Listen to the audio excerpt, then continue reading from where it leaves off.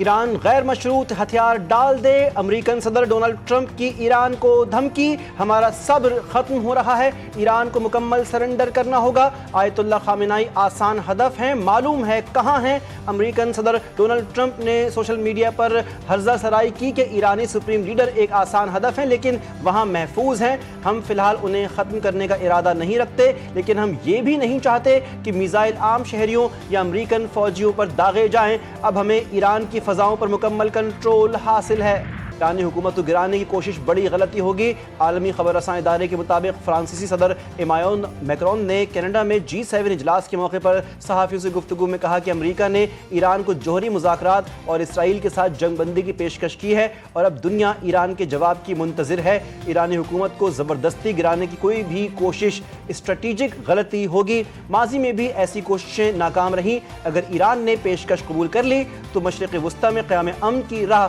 ہموار ہو جائے گی۔ فتنہ ہندوستان کے مٹھی بھر دہشت گرد بلوچستان کو نقصان نہیں پہنچا سکتے۔ آپریشن بنیان مرصوص میں پاکستانی عوام بالخصوص طلبہ و طالبات نے کلیدی کردار ادا کیا اور بھارتی اسٹریٹجک مفروضوں کو ہمیشہ کے لیے زمین بوس کر دیا۔ DGISPR لیفٹیننٹ جنرل احمد شریف نے جناح یونیورسٹی برائے خواتین کراچی کی طالبات سے خطاب میں کہا، کوئی شک نہیں کہ کشمیر پاکستان کی شہرگ ہے، بلوچستان کے عوام پاکستان کے ساتھ مذہب، ثقافت اور روایات کے رشتوں میں بندھے ہیں۔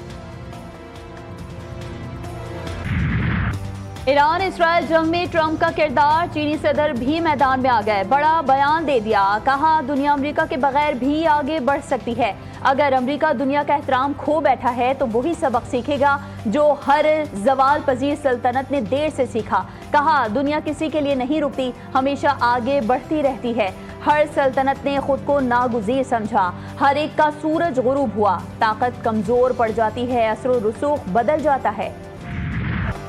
ایران کی اسرائیل پر بھرپور جوابی کارروائیاں، حملے مزید تیز کر دیے، اسرائیل کے مختلف شہروں میں سائرن بجنے لگے، 10 کے قریب راکٹ داغ دیے، موساد کے ہیڈ کوارٹرز پر تباہ کن حملے، عمارت میں آگ بھڑک اٹھی، تازہ حملوں میں اسرائیل کے ملٹری انٹیلیجنس امان کی عمارت کو بھی نقصان پہنچایا گیا، تل ابیب میں سائرن گونج گئے، وسطی اسرائیل میں دھماکے سے ساحلی پٹی پر عمارت تباہ، حملوں میں 3 اسرائیلی ہلاک، حیفا ریفائنری کی پیداوار روک دی گئی، گولان کی پہاڑیاں دھماکوں سے گونج گئیں، بیر الصباح شعلوں کی لپیٹ میں، تسنیم نیوز ایجنسی نے حملے کی ویڈیو جاری کر دی۔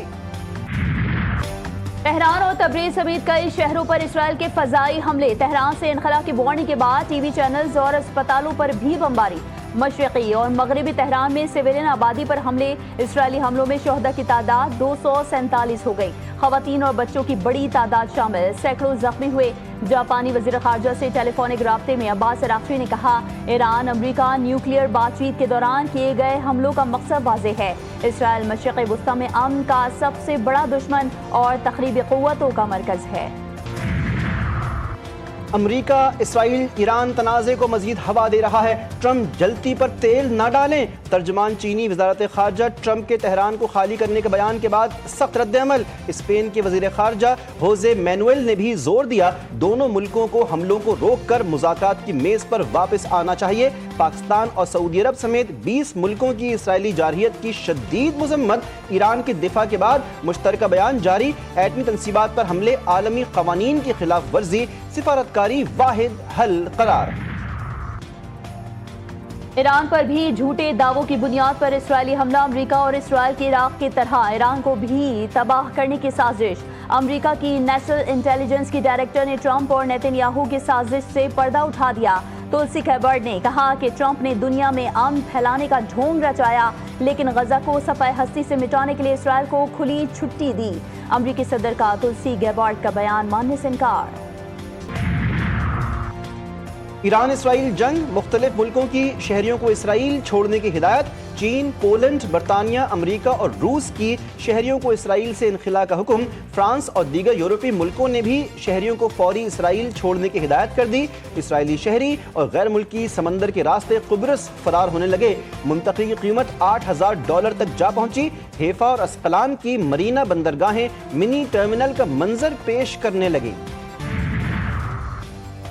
صدر ٹرمپ کی سچویشن روم میں اہم بیٹھک، پینٹاگون نے خطے میں امریکی فوجیوں کی موجودگی مزید بڑھا دی، 2 جنگی بحری جہاز اور تھاد میزائل ڈیفنس سسٹم تعینات۔ ترجمان ایلیکس فائفر کا کہنا ہے کہ مشرق وسطی میں امریکی فورسز محض دفاعی پوزیشن میں ہیں اور یہ پالیسی تبدیل نہیں ہوئی۔ وزیر خارجہ اسحاق ڈار اور متحدہ عرب امارات کے نائب وزیر اعظم کا رابطہ، دونوں رہنماؤں میں خطے کی بدلتی صورتحال پر تبادلہ خیال، ایران پر اسرائیلی جارحیت پر بھی گفتگو، دونوں نائب وزرائے اعظم کا خطے میں کشیدگی پر تشویش کا اظہار، علاقائی امن و استحکام کے لیے فوری اقدامات پر اتفاق۔ ایران اسرائیل کشیدگی، پاکستان کا اصولی موقف آ گیا، مسلح افواج کو آئین کے مطابق ملک کی خود مختاری سالمیت کے تحفظ کی ذمہ داری سونپی گئی۔ مسلح افواج بیرونی تنازعات میں ریاست کی اجازت کے بغیر کسی طور ملوث نہیں ہوتی۔ میزائل، عسکری آلات سمیت تمام تر وسائل صرف قومی مفاد کے لیے وقف ہیں۔ جہاد کا اختیار صرف اور صرف ریاست کے پاس محفوظ ہے۔